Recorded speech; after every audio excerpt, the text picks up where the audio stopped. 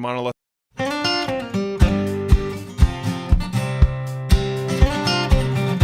Welcome to Sorghum Smart Talk. I'm John Duff, NSP Strategic Business Director, joining you from Lubbock, Texas. I say every week that it is my distinct pleasure to come to you with a given guest, and it always is. It's always a pleasure. We've had great guests so far, but I've really got the pleasure to interview Tom Sell today, and Tom is joining us. Tom lives here in Lubbock. He splits time between Lubbock and D.C. and does a ton. Tom is managing partner of Combest Sell and Associates, lobby firm and government relations, and really more than that, shop based here in Lubbock. They represent national sorghum producers and a number of others in Washington, D.C. I worked for Tom as an intern now about 8 years ago, and so it's really fun to get to interview him here. I owe Tom a lot as far as my career. He introduced me to Tim Lust and Chris Cogburn, and he's a big part of the reason why I'm here today, and it is really exciting to bring him in and visit with him. Tom, welcome to the show. Thank you, John Duff. It's so fun to get to be with you here today, and it's been fun to get to watch your career blossom over time. And I know how much the sorghum producers rely upon you, and you bring a lot of passion and intellect to the job. So it's been really fun and rewarding to see you. And it's one of the most gratifying parts of the work we do is getting young people started in kind of the passionate, unabashed advocacy of agriculture that our firm is known for. And it's just fun to bring young people up and then set them, whether it's in Washington, D.C. or with trade associations like the National Sorghum Producers. You know, everyone needs to be involved at various levels. This is an incredible grassroots organization, and it's just been really gratifying to see your career blossom here. Well, thanks, Tom.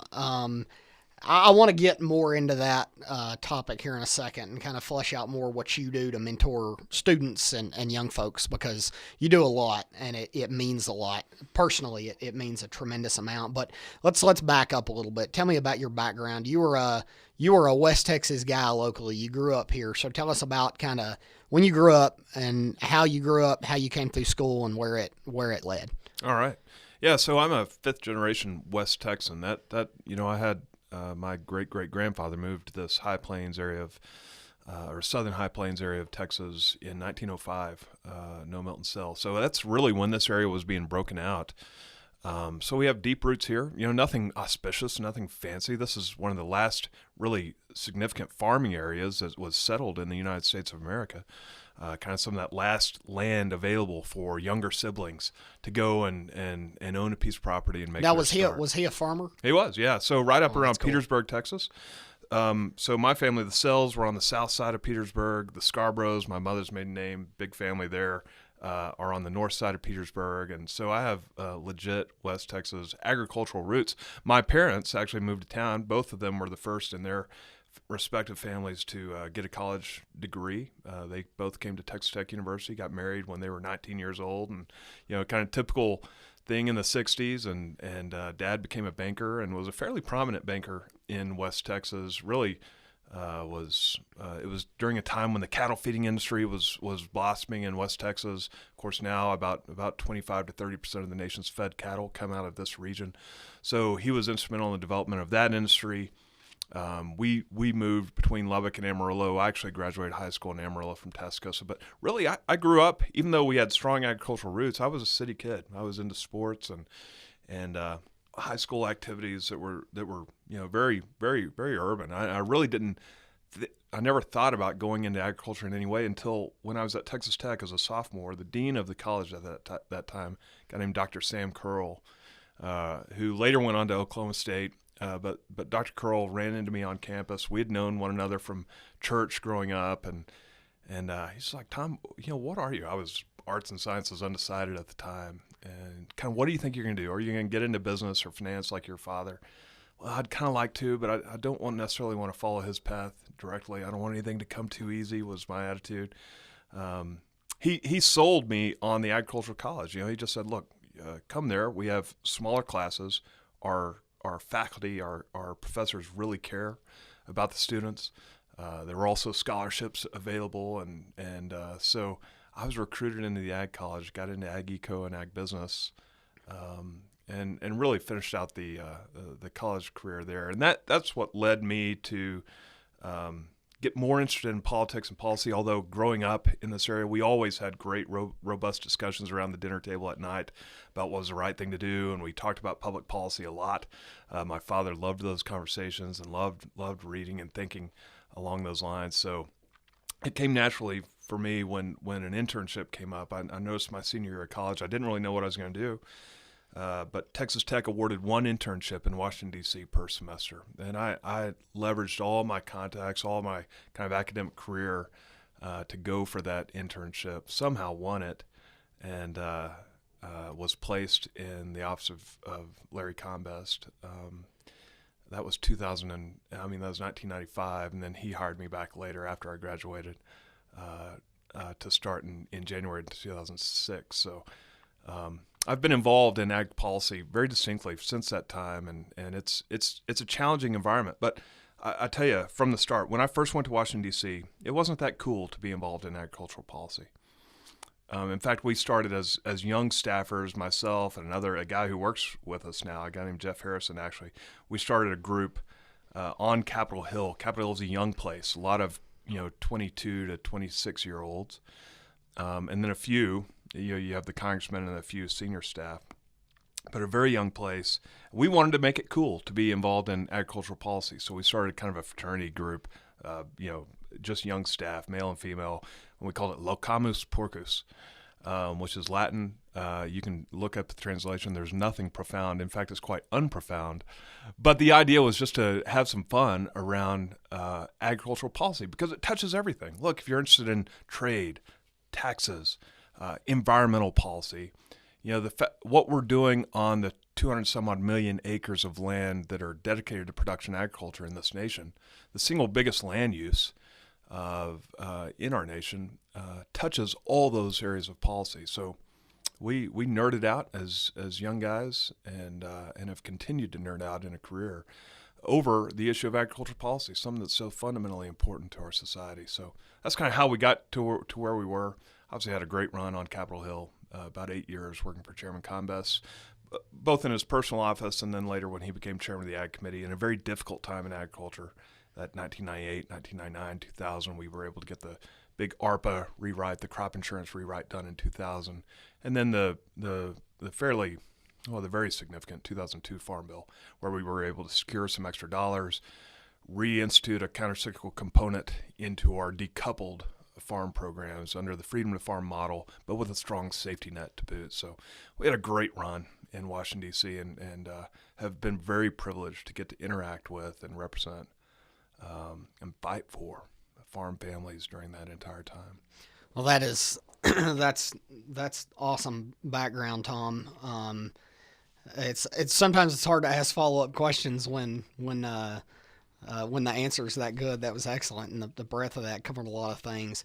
But back up one more step. You came back to Texas Tech. You graduated late 90s, and then step by step, what all did you do? You've worked on the Hill. You worked for the committee. You worked for the personal office. You worked at USDA, and then you came back to law school. So kind of take us through that and how that process went and how it's kind of shaped what you're doing now. Yeah, so I did that internship, and it was incredible with Combest. That was when the Republicans had taken over in the 104th Congress, Newt Gingrich's contract with America, all that. Combest was coming into more leadership roles. He wasn't yet chairman of the Ag Committee. Came back, courted my wife, very importantly. That last semester of when I was in college, she was living in Spearman, raising money. She was actually going to go into the mission field. So I was competing with that lofty calling as I was trying to convince her that it'd be better to be interested in this really cool cat, Had some disastrous dates along the way, right? You know the story. Oh, man, in college, she was not digging my chili. She was very, very popular and had a lot of young men suiting her, and I was not that cool. I didn't have very good conversation. But I was persistent, and so you when like I came ag back, policy? Oh yeah, right, super cool, right? But when I came back, she was in Spearman. We actually just started talking in a new way, and we were getting to that more serious point of life, right? You're graduating college, you're deciding what you want to do, and we really fell deeply and madly in love, particularly her. The pursuer became the pursued. It was a weird. No, I'm just kidding. But we were able to. We started dating, and she actually came up to D.C. and we continued to date some up there, and then we did get married. But when I went back, I went in Combest personal office, was doing kind of this drudgery type of work of being a legislative correspondent, responding to letters and inquiries to a congressional office, which is very important work, and it really trains you up both in your writing and your communications and your policy research skills. Then I became his agricultural specialist. Were you actually typing those letters on a typewriter back then? I mean, things have changed so much on the Hill. The late 90s, things have changed quite a bit. It's a good question. I'm not going to take offense. You're making me sound really older than I am. But we didn't have email in the office when I first went. Right. So we did have word processors, computers, all that kind of stuff, but we didn't have email. That came in about 1997 on Capitol Hill. Okay. It was lagging a little bit. Okay. But yeah, it has changed so much, the level of communication. Some for the good, some for the bad. It's something I think culturally, societally, we're still working through. But that's the era when I came in. Was privileged to get to do ag work. Combest, he was very, he was all about constituent service in that personal office. So you understand people's problems, you work on them to try and craft policy that's going to, and create rulings within the bureaucracies that are going to be advantageous and helpful to the constituents of the 19th District. Then quickly he became chairman of the Ag Committee, and man, he and I was always trying to overcompensate because there's so much information in Washington, D.C., and I brought a strong work ethic to Washington, D.C. We worked hard, and spent a lot of hours trying to understand these issues, and he saw that. So he gave me an opportunity to go back to the committee when he became chairman as his deputy chief of staff, really kind of his eyes and ears on the committee, working with a very brilliant senior chief of staff who had been there across various chairmen, a guy named Bill O'Connor, the smoking Buddha, great friend, super confident, would just kind of scare people to death when they had come petitioning to him in his office because he would ask brilliant, tough questions. So he and I were able to kind of be the yin and the yang. I was the good cop, he was the bad cop, but we were able to get a lot of things done in a difficult time in agriculture. So I served there from 1999 to 2003. Then did a brief stint down at USDA under the Bush administration. I was director of intergovernmental affairs under Secretary Ann Veneman. Enjoyed that, but it wasn't like, we were also worried. Kyla and I, my wife, we were both West Texas kids. We were scared that we were going to be in D.C. all of our lives. Not really scared. We loved it. But we just didn't. We never thought that's where we belonged for a lifetime. So we wanted to move back home. The way I did that was just kind of by officially resigning, going from a salary to no salary, going back to law school as a 31-year-old with 2 kids on the ground. We had 2 more while I was in law school, but graduated, certified to practice law. Haven't billed an hour of legal practice. We started Combest Sell in my second year of law school, and by the time I graduated, we were blowing and going, doing work that I really love, which is policy work.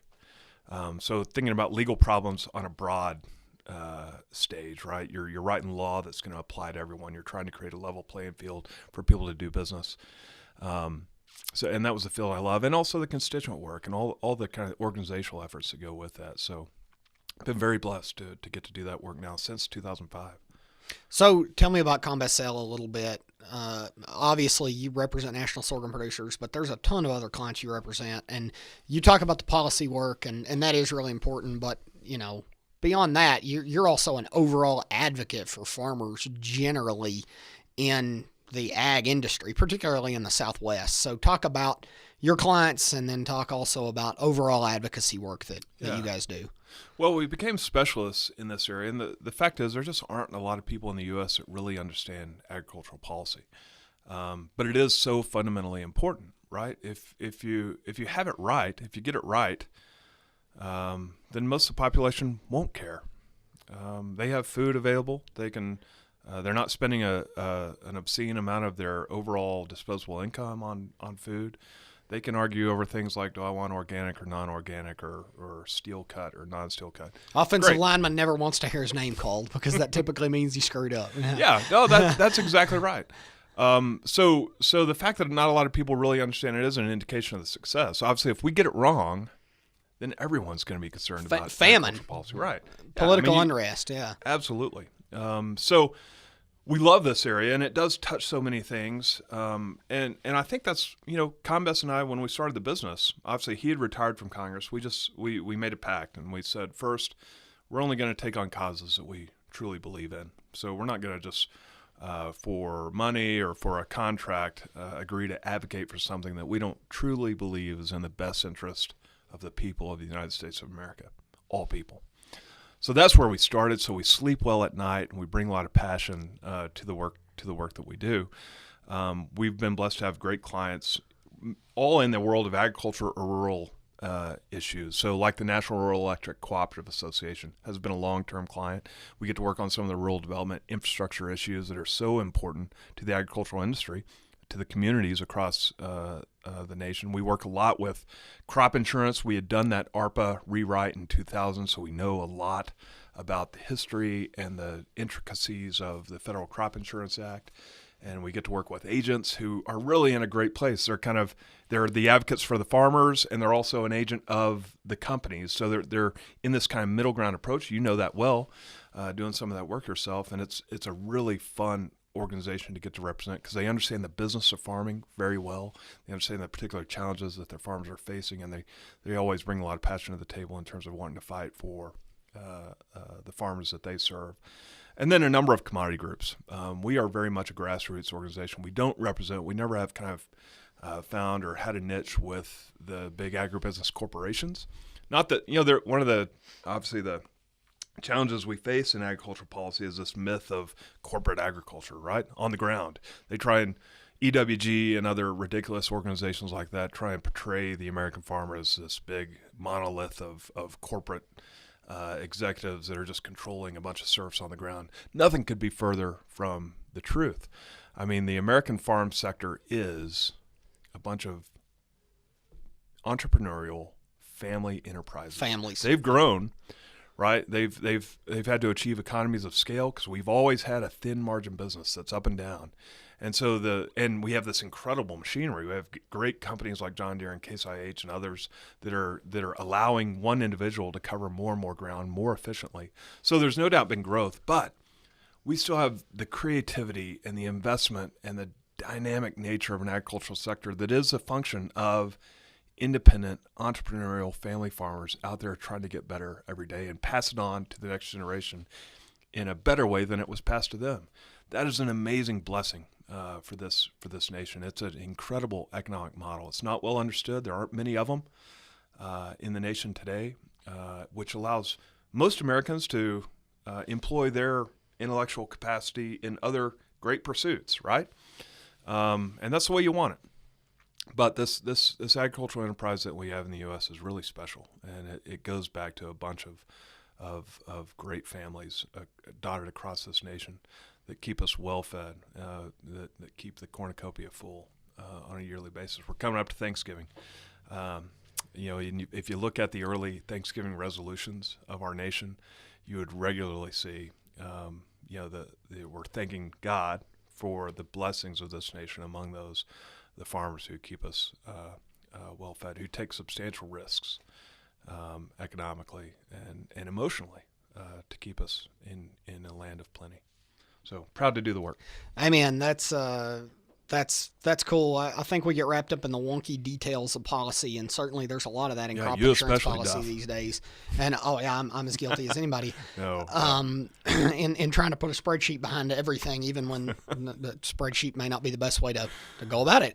But there's also that component you alluded to, families, giving thanks, and you've done a lot of work advocating.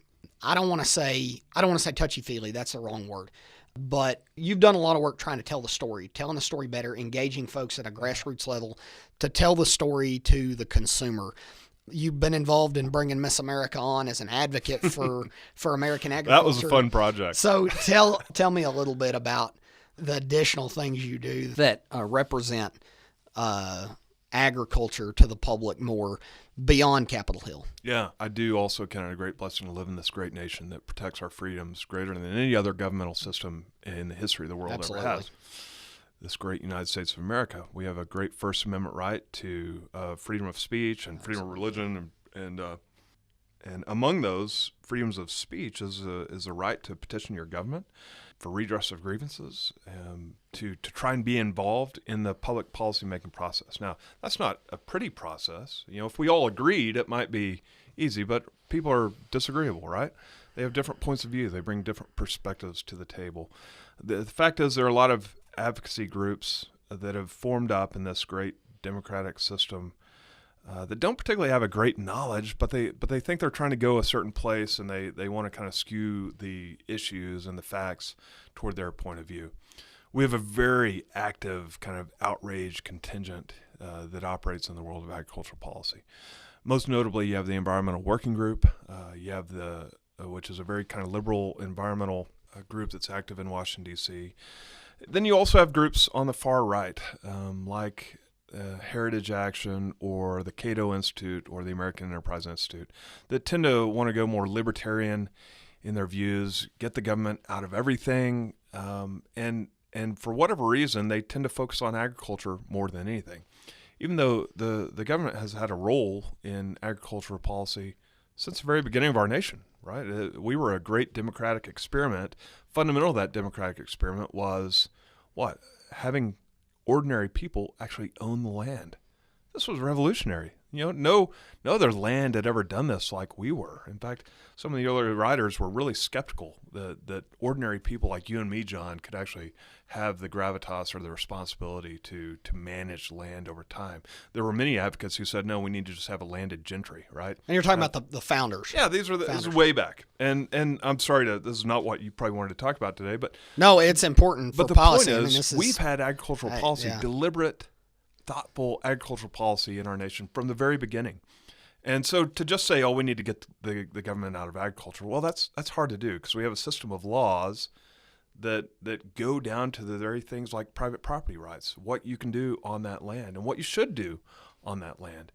And so we've wanted, as a nation, for matters of national security, for independence, we've wanted to foster a domestic agricultural industry, also for the economy and for the sake of our culture. It breeds a culture of hard work and work ethic. So we've always had these deliberate policies, and so you get these kind of ridiculous new outrage groups that, for whatever reason, even, they are truly libertarian minded. They want to shrink the government, but they don't have the courage to take on something that gores everyone's ox. So they pick on agriculture, right? Because it only gores, there's only by definition 2 million farmers in the nation. That's someone who sells more than $1,000 in goods. So in fact, there's a lot fewer people than that. And so they try and make hay out of the fact that, we need to get the government out of everything. Chief case being agriculture, because we have these 1933 big New Deal programs that pay farmers to not produce the land or something like that. It's ridiculous. It's dated. It's not accurate, but we've got to fight that fight. The Environmental Working Group, they have hidden agendas behind what they do as well, but they love to frame farmers as just welfare kings and queens who sit by their mailbox and wait for a check and don't really do anything. Now, is that the reality that Duff? Nope. I mean, nothing could be further from the truth. There's not a sector that has more hardworking individuals who really, considering the return on investment, it's not the best in agriculture. It's gratifying work. You sleep well at night unless you have a storm coming, because you're doing something important that is important. I don't know a farmer who is not in part altruistic in what they do. They say, I want to farm because it's important work and I love doing it. And it's a lifestyle choice. But you don't find many young farmers who say, I'm getting into it because this is going to be the best way for me to make a lot of money over the next 10 or 20 years. It just doesn't happen. So those are the people, those are the families that we're fighting for, and just helping people to understand the impacts of policy upon them, and help people, this is the question that you asked, help them understand what this agricultural sector, what these 2 million people and those involved in the agricultural sector more generally in the value chain do to keep the value of the safe, reliable, inexpensive supply of food and fiber that provides the foundation for our economy. Help them see the value of that in a broad respect. So we work with groups like Farm Policy Facts to try and get this message out. But really, there's a great network from National Sorghum to these podcasts to corn and wheat and other grower groups, other advocates, and even you've seen a lot better material in the last 10 to 15 years, I'd say, out of some of the big suppliers like Monsanto and Bayer, who now love to do big promotional items on how they're advocates and standing up for agriculture. And that's brilliant. We want people to tell that story more and more because there really is something to be proud of there. And we need to stand strong, not negotiate against ourselves, not minimize the value of what U.S. producers do. We need to all see a greater value in that. And that's been a really, really fun part of what we've done. And I've seen real progress over the 20 some odd years that I've been involved in this now. I kind of alluded to that at the beginning. When I first went to Capitol Hill, it just wasn't cool to be an ag staffer. That was kind of the bottom of the barrel. These days, to go up there and be an ag staffer, people fight for these jobs. Absolutely. And they go in with a lot of pride, and they go in with thought of, what can I do to add to the level of advocacy that's out there? So it's been gratifying to see. So, these are issues, big issues that are going to play out over 10 to 50 year time horizons. Talking about feeding 9 billion people in the next 30 years is a significant task, and it's going to take a lot of folks for a long time that are thinking in those long time horizons. And you talk about staffers now and how competitive it is to get up there and work as an ag staffer. And so with both of these things in mind, that it's going to take this long and that it's going to be competitive to get there, what do you do as far as cultivating that next generation? I know what you do. Obviously, I'm one of them, but what do you do to cultivate 19, 20, 21-year-old kids to groom them and cultivate them and educate them to advocate for the next several decades, even after you're not in the space anymore? Yeah, oh, that's a great question. We've had a great hand in starting a lot of internship programs, not just within our shop, but encouraging others that we work with to invest in that next generation in that way. Obviously working with, and just, one thing I'll say is I think people are attracted to kind of honest passion. And I hope they see that in our group, and that has spread, that there's been a ripple effect from our group. And I like to think that's the case. And so, it's not just what we as our organization can do. We've had a great track record for training young men like yourself. We have two great we always call our young people nowadays, as we're getting older, our millennials. And they are the foot soldiers, and they come and they work with us, and then they've gone on to different places. So like the current chief of staff of the Senate Ag Committee, James Glick, is a guy who used to work for me at that I was able to hire when I was in my position at USDA for the brief time. And the current chief of staff of the House Ag Committee, Matt Schertz, is a young man who I was able to hire back at House Ag way back, kind of brought in and just mentor and kind of letting that passion bleed off. And Matt does incredible things for agriculture now, and they're dotted all over the place in the public policy arena. And then several have gone back into business, but bring that kind of advocacy role into their business enterprises. So it's been really, I don't think there's a formula, but we have had a deliberate effort to try and really invest in and inspire the next generation, and we're very proud of that fact. That's awesome. So shifting gears here, because we could talk about this all day. This is an area I'm extremely passionate about, and I know it is for you too. And there's not a doubt in my mind that your respect and your ability to put groups together and put relationships together is due to the significant work you do cultivating that next generation. So we could talk forever on that. So just really shifting gears here. When this is posted November the 5th, next Monday, we are going to be a day away from the election. Yeah. So big day. what are your thoughts on that? That's a pretty open-ended question. Where are we headed? Your best prognostications, what happens on the House side, what happens on the Senate side, and then implications for overall policy and the Farm Bill. That's a great question. Let me start by saying this. we live in a great nation that has endured a lot. And the problems we're facing as a nation today are, in some ways, they're not as bad as they have been historically. Now, we also have this media environment that we have given voice to the Chicken Littles out there, right?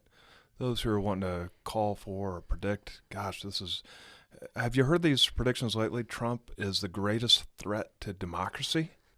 And what does that even mean? It's ridiculous. It's a ridiculous, on its face statement.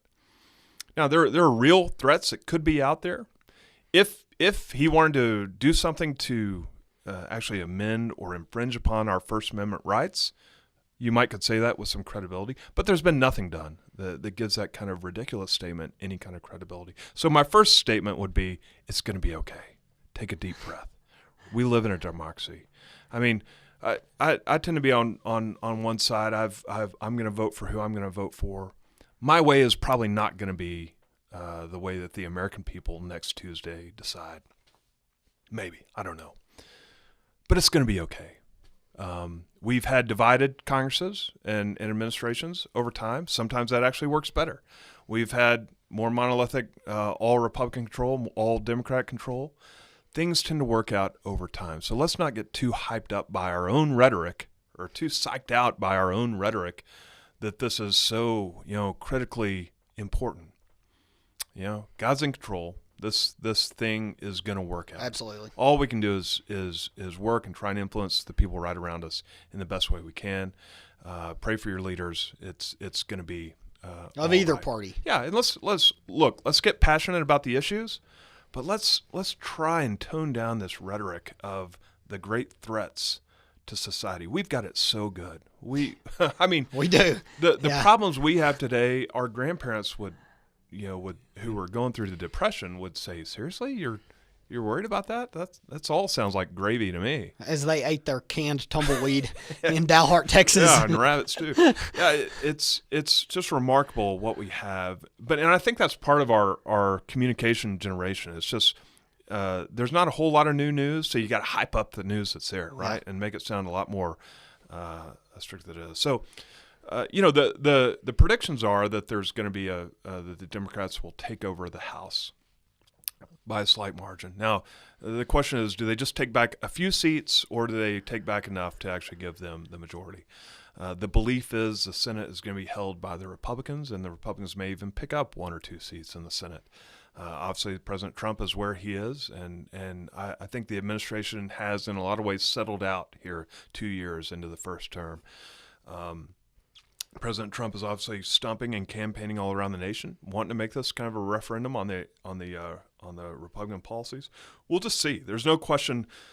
Polls and pundits have underestimated the significance and the power of President Trump in terms of his ability to connect to the common voters, and we'll see if they are under predicting that again.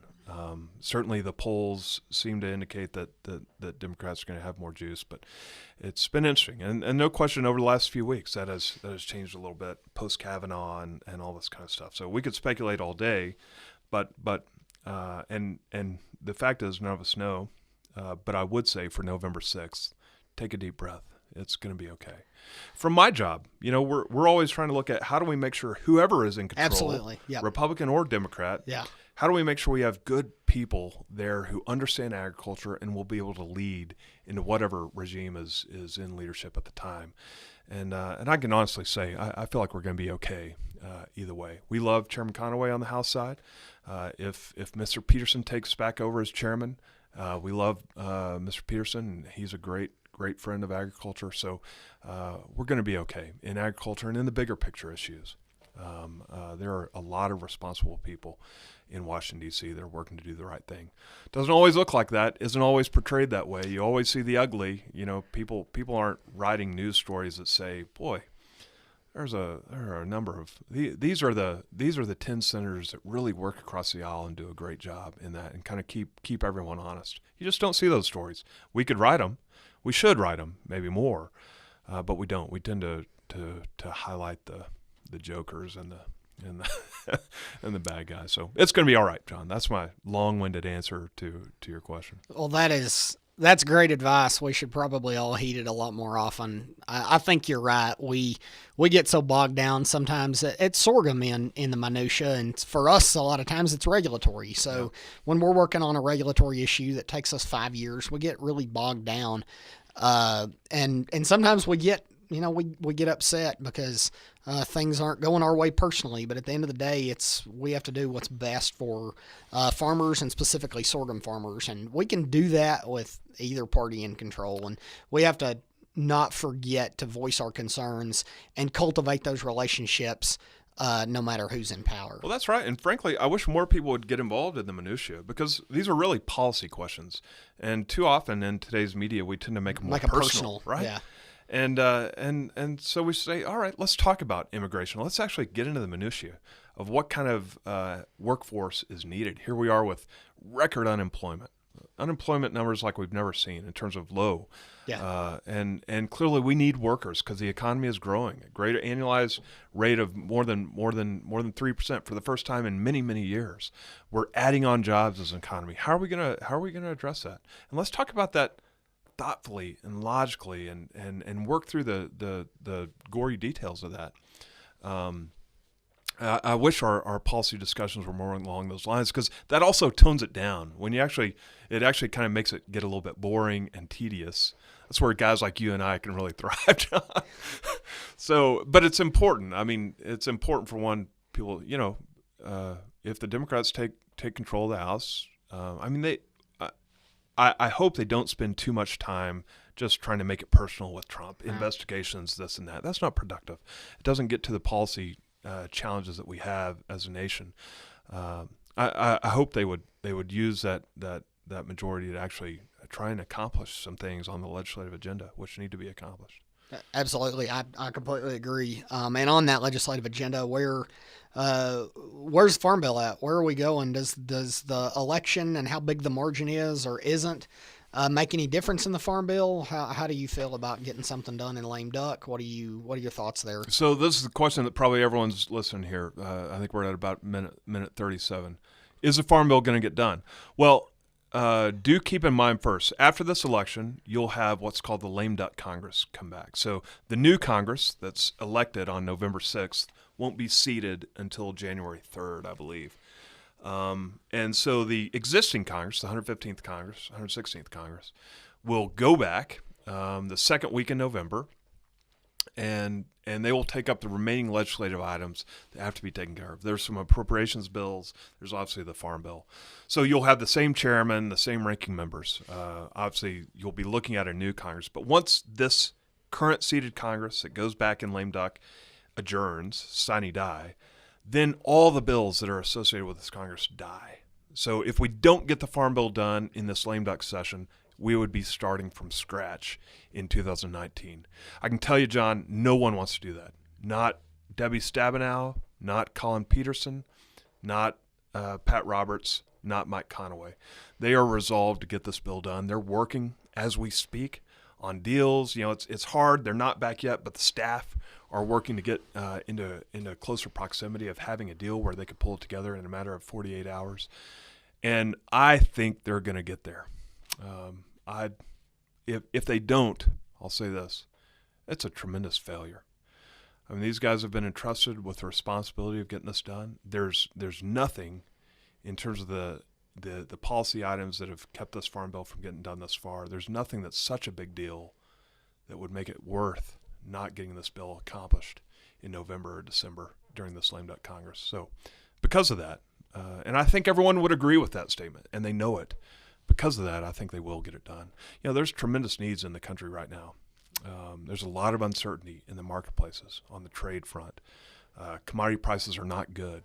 Farms are not cash flow in the way that we'd like for them to cash flow. It's going to be an ugly lending season for a lot of farm families. Congress has the opportunity to take care of one of the elements of uncertainty by getting this Farm Bill done, and they'd be really remiss. It'd be a shame if they don't get it done. And I think they will get it done. Well, that's a great way to wrap up there, Tom.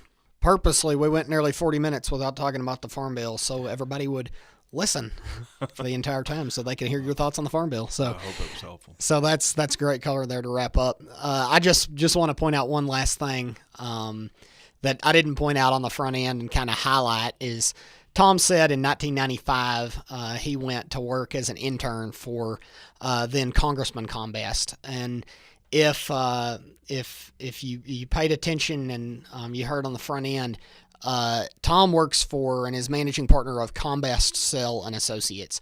So 1995, Tom started as an intern, and ultimately he became a business partner with former congressman and then chairman of the House Ag Committee, Larry Combest. So any of you folks out there listening that are young or maybe not even young, you just want to get involved and you want to make a difference and you want your voice to be heard, whether it's in policy or whether it's in general agriculture, get involved. Tom started as an intern in 1995, and he ultimately became business partners with one of the most well-respected men in the history of U.S. ag policy.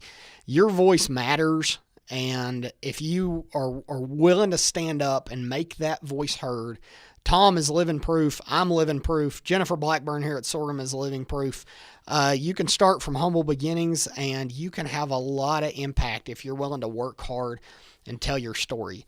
Tom, thank you so much for joining us. It's been a great pleasure. Thank you, John. Thanks for all that National Sorghum Producers and the Checkoff Program do for U.S. agriculture. Well, thanks for joining us. Tom Sell, Combest, Sell and Associates. Join us next time on Sorghum Smart Talk. In the meantime, check us out on Google Play Music, Libsyn, SoundCloud, iTunes.